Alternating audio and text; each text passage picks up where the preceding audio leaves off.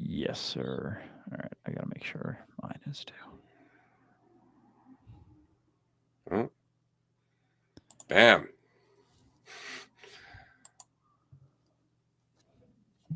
You good? Good. All right. And here we are for a Tuesday episode of Dualistic Unity Social. I just wanted to start off this episode by saying I'm really excited. I'm excited because today is a call-in show. That's one reason I'm really excited. I'm excited because we've had a few new, I guess, developments at Dualistic Unity that are really quite exciting, including somebody coming on to our sales team, another person coming on who's working through some college credit with us.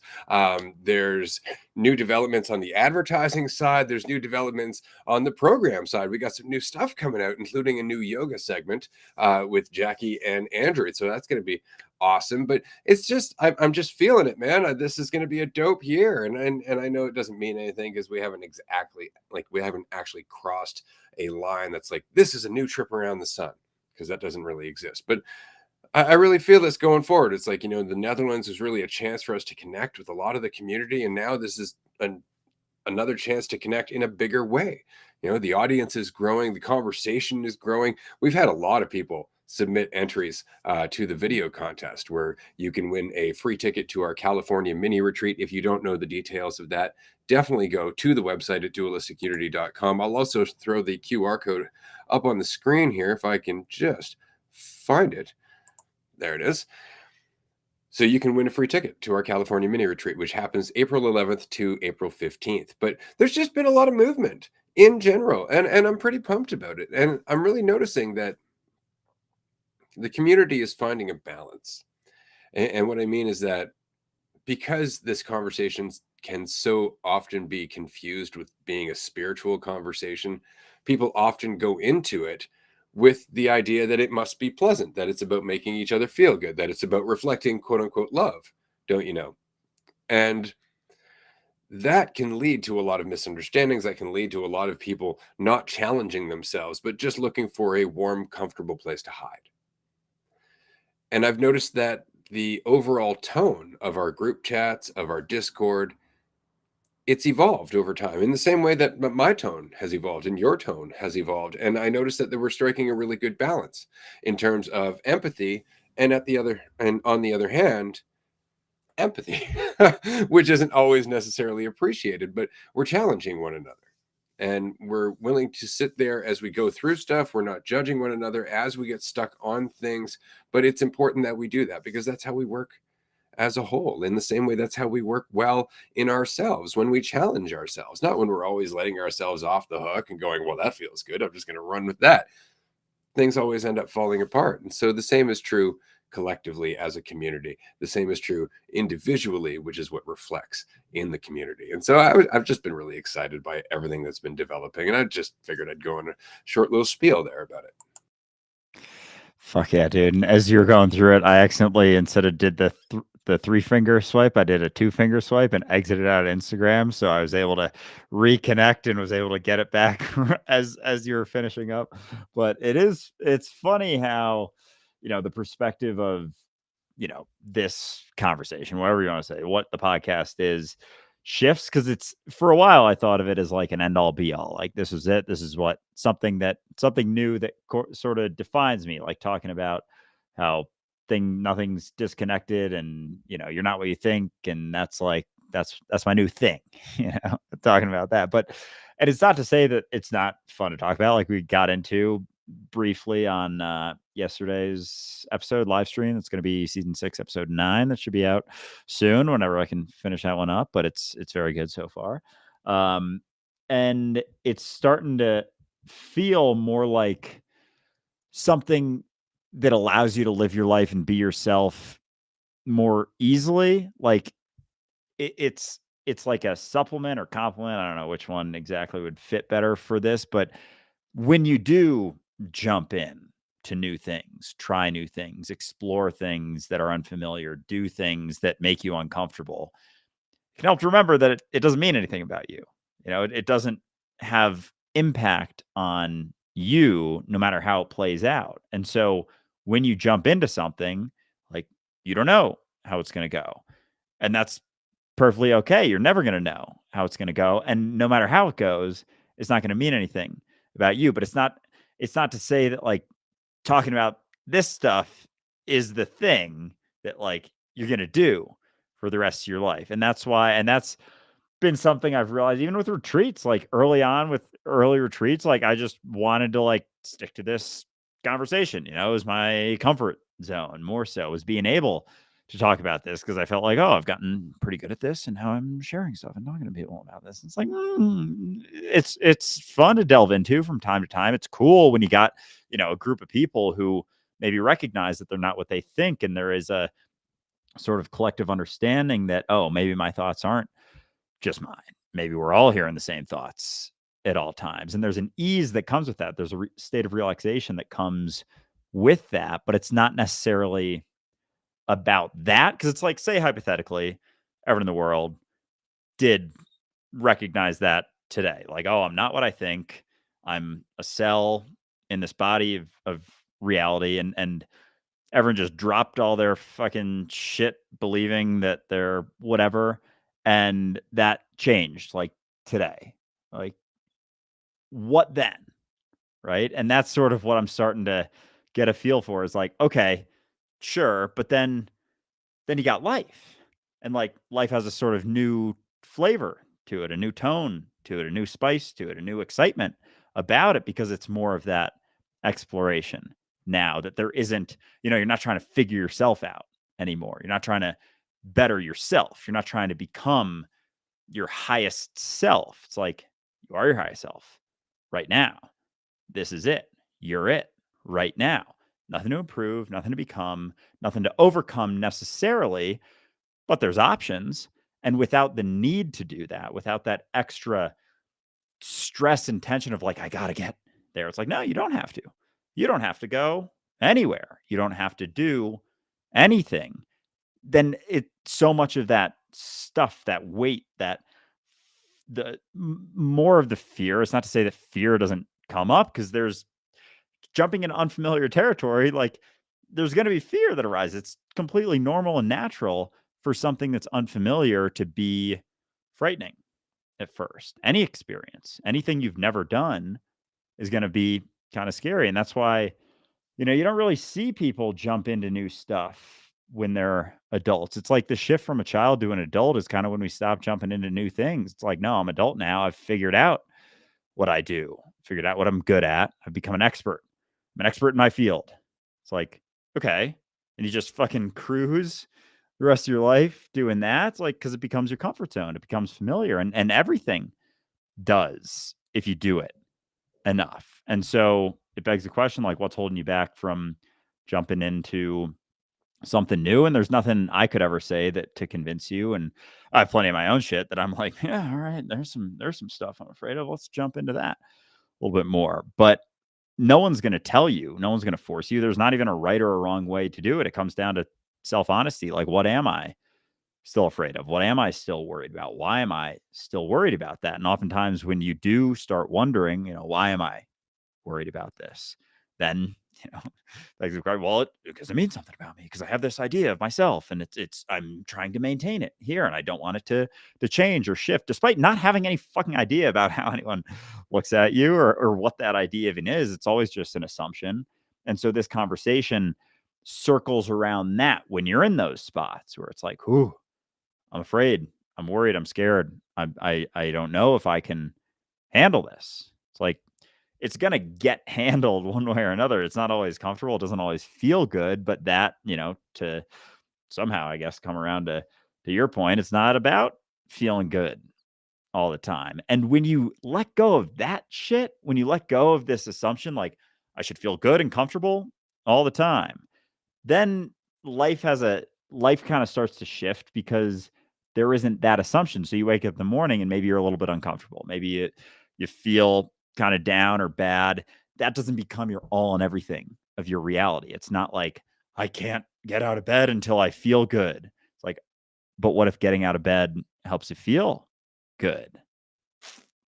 And then we got a chicken or egg situation, and that's almost always the case. It's almost always, no, you jump in and then things play out. It's not I got to figure this out and then I can jump in. It's always more or less the opposite for the most part. It's very rare that you feel really good about something before you jump in because you're jumping into uncertainty. You don't know it. And then once you jump in, it's no longer so uncertain, so unfamiliar. It's a little bit more familiar. And so that's sort of the shift is just it's not about uncomfortable to comfortable. It's like unfamiliar to familiar. And the only way to become familiar with something isn't from reading a book, it's not from watching a video, it's not from listening to us say anything. It's from jumping in and becoming more familiar with it. Isn't that delightfully unsatisfying? Because that's we want it to be more complicated, because then if it's more complicated, then I don't have to do it. There's lots of reasons I can't do it. It's complicated, right? Otherwise, it's just simple, and then that's just on me. Why don't I want to do it? Where's that hesitation coming from? And that's, man, it's so funny how much the weight we carry just becomes life after a while. Like, we really just don't recognize that you don't have to be thinking about yourself all the time. I know for me, it was mind blowing when I just recognized how much I was, in fact, actively participating in maintaining this fictional world called Ray. All of my thoughts went into it. If somebody said something to me, it wasn't just about what they said, it was about what it meant about me. About how they looked at me, what their tone was, how that reflected on me. I always made assumptions that everything had something to do with the world of Ray, this fictional world of Ray, instead of just being the world I was in. And we've talked about this before, just being so caught up in your head that you're not actually listening to the person you're talking to. You're just waiting for your turn to speak so you can jump in with one of the grab bag of automated responses that you throw out, knowing this is societally and socially usually pretty good. This will get me through the conversation till I can leave, right? Usually people laugh at this, and it's something that you've said 1,000 times because you know it's more than likely going to succeed. And why are you doing that? Well, because you don't have any faith in your ability to just say something. This is something I see in teenagers all the time because, as you know, I'm a father and my daughter has teenage friends, and they all kind of go through the same rotation of topics and points of view when you listen to them enough. And it's because they're all just kind of piggybacking off of one another because it's comfortable. And then we all agree. And look, this is the same group that we're in. But for one of them to suddenly go, hey, have you guys ever heard of blah, blah, blah, blah, blah? Out of nowhere, it's almost unheard of. Well, why? Well, because anybody might think anything about it. How does that reflect on me? And isn't that a shame? Because how many interesting things are we not discussing because we're terrified somebody's going to judge us for talking about it? How many things are they not talking about? How many things could we be learning if we were to just remove this fictional character from the conversation so that way it's no longer valued according to how people perceive what it expresses? We would learn so much more, and we'd take in a lot more, and we'd talk a lot more, not just for the sake of talking, but for the sake of actually saying what we mean. Because that's another thing I've noticed about teenagers very often. They say a lot of nothing very loudly. And it's because they want to feel like they have things to say. And it's not that they don't have things to say, it's that the things that they have to say, they don't want to say because it represents some kind of insecurity. Because when you really talk to a teenager, they will be insightful as fuck about the human condition, about going through suffering, about the nature of relationships. But they never talk about those things. Because to talk about those things is somehow indicating some kind of a weakness, or it's going to end up triggering some insecure asshole around them in their life. And so again, it's always this, well, I got to think about myself to protect myself from these people who are protecting themselves. And it's so counterintuitive. It's like, no, just be vulnerable. Let them judge you. Let them judge you all day long. This is something I always found funny about people who are afraid of quote unquote energy vampires. It's like, wow, you are assuming that you have a very little amount of energy. Oh no, they're going to take it. It's like, go ahead. All day long, you go right ahead. And it's because you are always going to need more, whereas I don't, which means I'm not afraid of losing it. All right. There's nothing to lose. It's a limitless supply because I'm it. It's not an energy you can take. It's energy maybe I'm willingly giving up, and that's the problem. People who often complain about energy vampires are usually the people who are enabling those vampires. And so rather than just say, no, I'm not participating in that game and appear to be the dick, they will be the nice person and then complain about it after the fact. That's funny because because they're not willing to say anything in the moment, and then it almost is always then a complaint after on social media complaining about something, and then if you ask someone, all right, you're bitching and moaning, you're complaining about this, like, what'd you do? What'd you do when they were when they were doing it? They're like, well, nothing. They had all sucked all of my energy.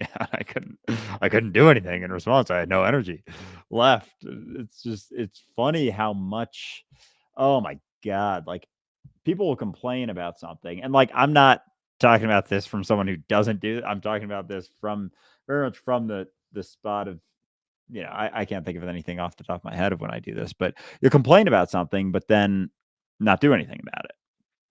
You'll bitch and moan about something about, even like problems of the world, what everyone's doing wrong, what, the right's doing wrong, what the left's doing wrong, what this is doing wrong, what that's doing wrong. And then as soon as, you're talking to someone, maybe they're bitching and moaning about that, and you just bring up like, well, what have you done about it? Like, what could you do about it? And they're like, well, I'm not in a position. Those people are in the position.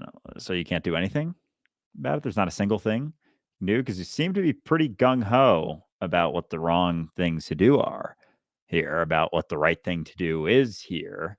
But you're gonna you have a day right now. You're not going to bed for a while. It's like, what are you doing? And it's like it's frustrating. And I'm not always like that because I'm like, oh yeah, there's stuff that I say and like I don't necessarily immediately do about it. And then and then sometimes they'll be like, well, what are you doing about it? Like, I'm not bitching and moaning about that, assuming that I know what's best and that person doesn't know what's best. I actually don't know what's best. And then there's like, usually some frustrated back and forth a little bit. But it's interesting how quick we are to complain about stuff and how slow we are to fucking do anything about it at all. And it's so much easier to, after the fact or from a distance, complain and bitch and moan about stuff. But like when you're in it, when you're there, it's like most people don't want to sacrifice the discomfort, their own comfort for saying something or doing something about it, despite having all the ideas about what could or couldn't be done because they don't want to sacrifice like, well, I feel kind of good right now and I might not feel kind of good if I get into that discussion. I might get frustrated. I might get, they might respond in a way that gives me more context and then I won't be able to hold on to that right thing that I'm holding on to so much. If I actually have a conversation, there might be more considerations that come into play. God forbid I have a conversation with someone who maybe has a differing perspective not because you won't learn something and you're afraid of that, although that is kind of it, but like you won't be able to hold on to that false certainty so tightly. So they go hand in hand. Yeah, you'll learn some stuff that then will widen your perspectives of things. But as long as you're maintaining, it's so fucking wild how people will maintain perspectives on things like without a shadow of a doubt. Just be like, oh, this is the right, and have no desire to learn anything more about it, consider other things, maybe take in different perspectives, like none at all. And even if you were to bring up to them like, well, have you ever talked to someone who maybe is from a different area, different socioeconomic class, different situation, someone who grew up differently than you? Because there's a situation out there where you think the exact opposite of what you're thinking right now. If you were just given different context and you start having that conversation, it's like, well, yeah, but I have my context right now, and that's all I know. My perspective of reality is reality. It's like, no, it's your perspective of reality. And there's a very, very, very, very important difference between your perspective of reality being reality and it not being reality, but just being your perspective of reality. Like one little tiny point of view, just because it's reality to you right now doesn't mean there isn't a way to open up the tunnel vision or the blinders a little bit and maybe shift your perspective of reality. But you have to be willing to maybe have an uncomfortable situation, maybe go into. And the thing about those going into those uncomfortable situations is they're a lot less uncomfortable when you're not holding on so tightly to your point of view. When you're going into it, like, I don't really know what the right answer is. Let's chat about some stuff because I have some perspectives, but you have some perspectives. But because people are holding on so tightly, they don't want to jump in to those because then it brings into question whether they are right. And they'd rather just avoid the potential of being wrong than jump in and find out if maybe there's, a way to gain a little bit of context on something. Yeah, and it gets worse depending on like how I guess how much of their community is involved with the particular belief that they're holding on to, because then it's not just about questioning what you believe, it's about questioning your very place in the world, which is usually attached to the community, which is attached to the foundational belief. Specifically talking about religion, but it's also nationalism. It's another perfect example, right? And it's just that fear of being shunned, being abandoned, of being judged by your peers, of no longer fitting in with the people who have raised you, the people who were so certain about their own place in the world. Like there's a lot that goes into questioning your perception, because your perceptions as you get older are really rooted in some basic desire to figure out what the fuck is going on and how do I get through this to the best of my ability. So in communities that have all the same belief, you learn how to very much adapt to that environment. And then when you meet other people outside of that community and they don't share that belief, it rattles you. Because now it's not just about questioning the belief. Now it's about questioning the whole world. How do you fit in this now? This doesn't have the same foundation. How do I relate to people? This is why people stick to church. It's why people, identify as being American, or people identify as being Canadian, or people identify, as being a certain color. Like we're just looking for some foundational thing that ties us to other people, rather than, the obvious that we're always tied to other people. And so it's really interesting. I wanted to mention, just because we're about 25 minutes into this, we have a live call-in show at the end of this hour. We're going to be hosting it twitch.tv/Dualistic Unity, or go to our YouTube channel. You can watch it live there if you don't like as many Twitch advertisements, though apparently if you are a Twitch subscriber, you don't see advertisements. But anyway, it's a live call-in show, which means that if you have a question, or if you want to share a story, or if you just like to tell us what you think of the podcast, because we'd really appreciate that. And of course, those clips are helpful to promote the podcast and tell other people about the podcast, because it's one thing for me to say, I love this podcast, but of course I do. I work here. So if you could join us and let us know what you think, or just ask a question or express a problem, or don't do anything, just shoot the shit with us, that would be great. You can join us for up to 10 minutes on the live call-in show. We got a little timer and everything, so nobody cuts you off quickly. And you can talk about pretty much anything. And you really do help the community, because what you're doing is you're inspiring other people who might be a little bit timid, who might still think that it matters whether or not they go on the episode, into doing so. Because isn't that the funny part about it? We actually think it matters. So many people have come into a group or onto the live call-in show, and they get there and they're like, oh, coming into this, I was super nervous. Oh, I was sweating. My heart's just beating. And it's like, there's not a test. There's no test after this. Your rent isn't going to be influenced by it. Your job's not in any way, and this doesn't go into your college credit. Like there's nothing about this that matters, because if anybody watches it and they don't like what you're saying, that just goes into the pile of other shit they don't like to listen to. It's not like it matters. They're going to move on with their life. You are not as important to other people as you would like to think you are. And that is a real kick in the ass. That is a big part of why we'd like to think that other people are judging us so much, because there's some importance in that, right? If other people are spending that much time thinking about me, I obviously have value. You have value, and nobody's really thinking about you that much. Both of those things are true, and it doesn't matter. That's the whole thing. So you can just let it go. Come on the show, have a conversation, and then after the fact, just be stoked about the fact that you did it, and that pesky fear that it can't be done will be gone, because you will have done it, and you will prove yourself wrong yet again.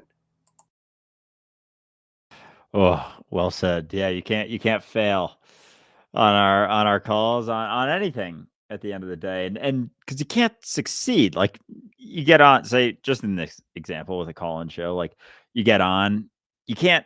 There's not like a successful getting on the call-in show. There's not something that's going to be so crazy that it like solves the world. You know, it solves even someone else. And who's to say that you getting on and being like, I'm really nervous right now, but I'm here. I don't even know if I can talk right now, but I'm here. And you just breathe in. And just that right there, like cut, jump off the call. You're like, this is too much. Exit. Like someone seeing that is going to be like, holy shit, they were nervous and they got on. Holy fuck. Like we, to your point, we make this assumption that people must be thinking about what we're saying. What we say is so important that if I don't like, then there comes in the hesitation of like, well, got to make sure I say the right thing because it matters so much. And it's like there's the one side. It's like, oh, I hope no one thinks what I say is dumb, but it's kind of the assumption that you can say something that's not dumb. It's like, what if everything we're always saying is kind of dumb? It's like to someone who doesn't speak English, this sounds absurd right now. Like imagine if we were speaking, I'm guessing most people on here don't speak Mandarin. Imagine if we were speaking Mandarin right now.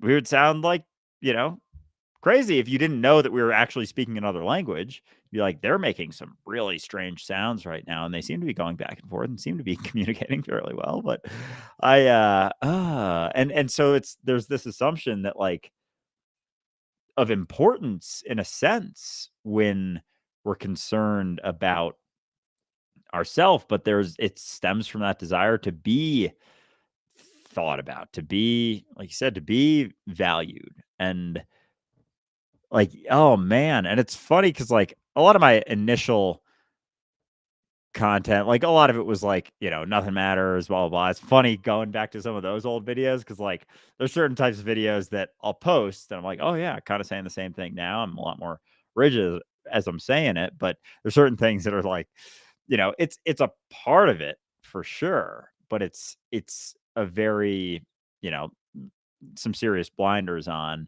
with that. And there was another type of video that I was going to bring up that wasn't the nothing matters. Yeah, it was the no one like just no one gives a fuck about what you do.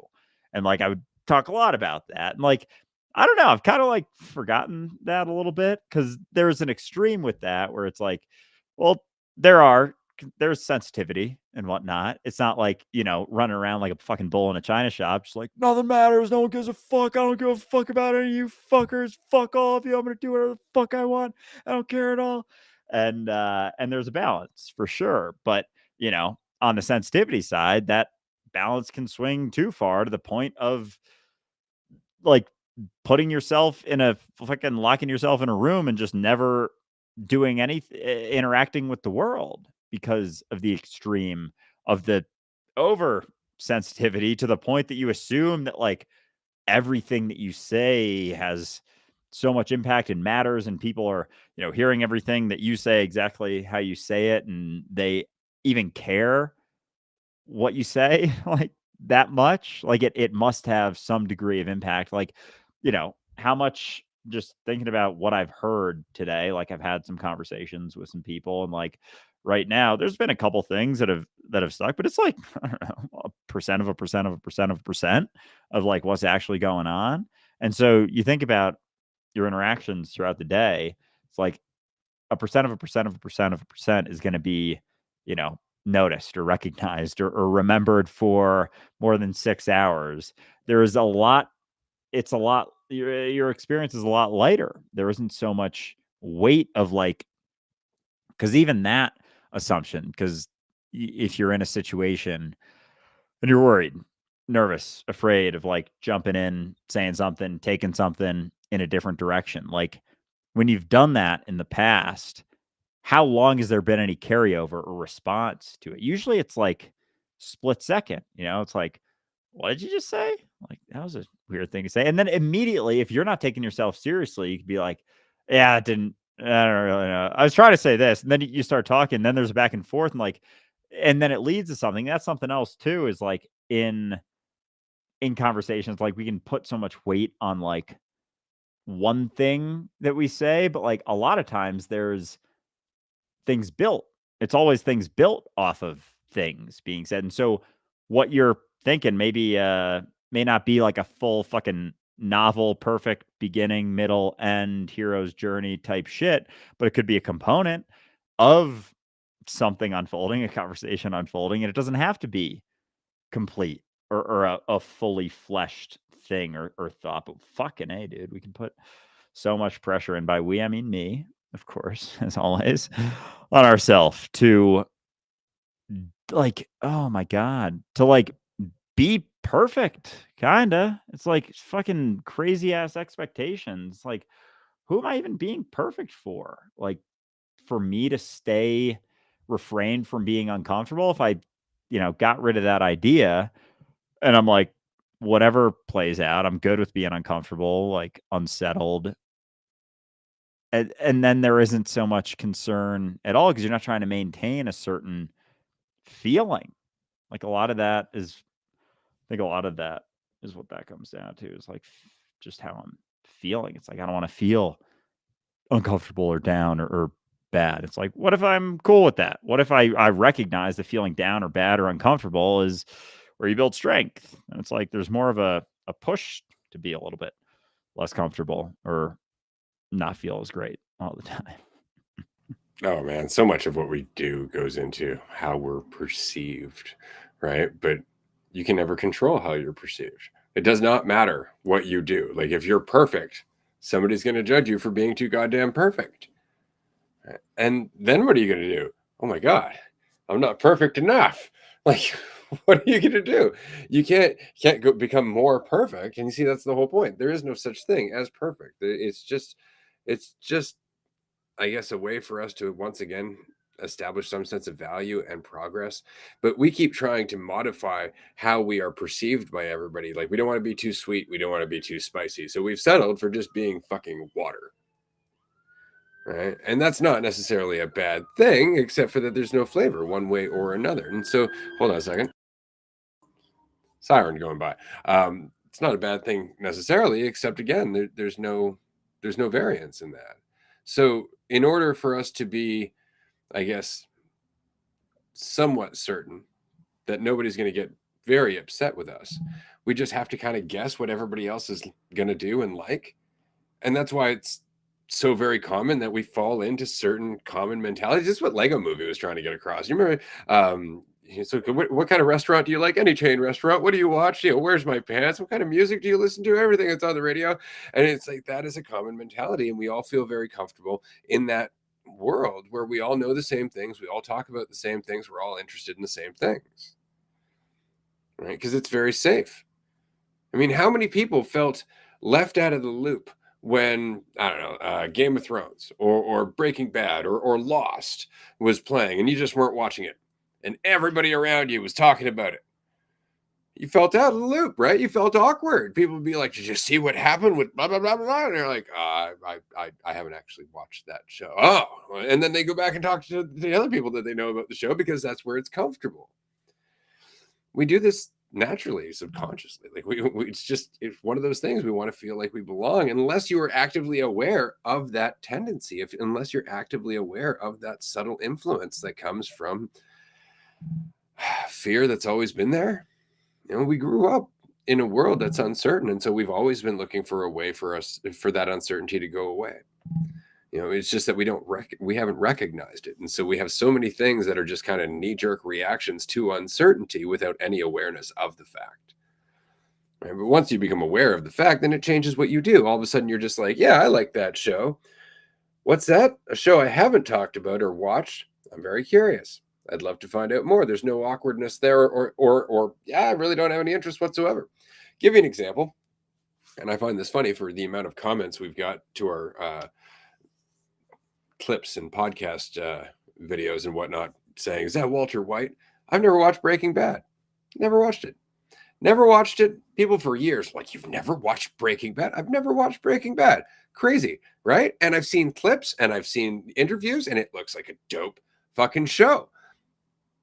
Glad to hear about it. You want to talk about Breaking Bad? I will listen to you because it sounds cool. Jesse, the whole operation, fuck yeah.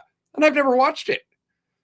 Never sat down and watched a single episode, and yet I will share your enthusiasm about it because I don't give a fuck what I don't give a fuck that I don't know about it. Sounds like a cool story. Right? And that's the point, is that awkwardness isn't there. That awkwardness isn't there because I'm aware that it would only be there if I somehow felt like I needed to fit in. But since I don't feel like I need to fit in, I'm still focused on my experience. And my experience is there's some information here that I can learn from. And that's what I focus on. Yeah, well said. Oh man, it's so funny how that mentality of like it's like herd mentality, and we talk about it in certain contexts, but like not in literally, like, basically everything we do and how we live our lives is some for the most part, unless you're being yourself and just, like, not looking around so much, like, you're experiencing a variation of herd mentality, and, like, it's so, so common to do that, and, like and even to do things just because other people are doing them and just for that. And like, like Breaking Bad, for example, like if you took everything that everyone ever said and was like, oh, yeah, I can't believe you haven't, have you not done that? And like, you couldn't do all of that in your lifetime.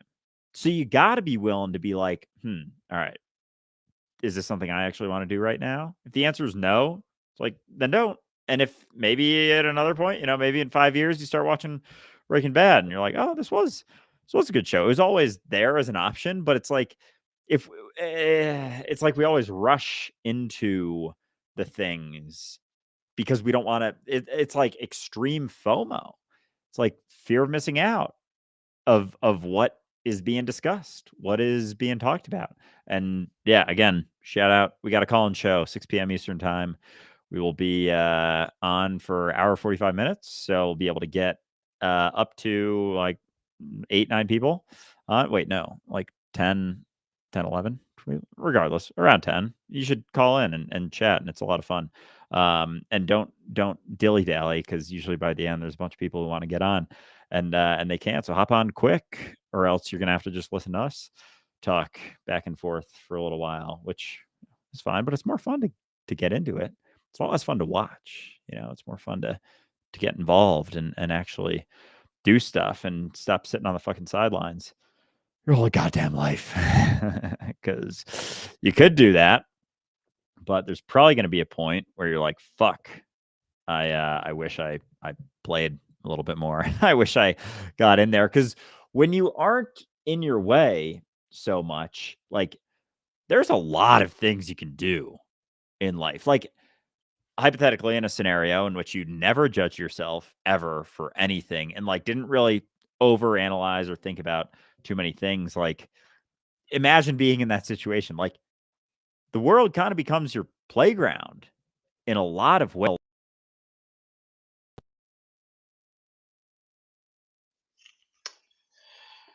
Oh, can you hear me? I can hear you. I'm not sure what just happened. Was that you or me?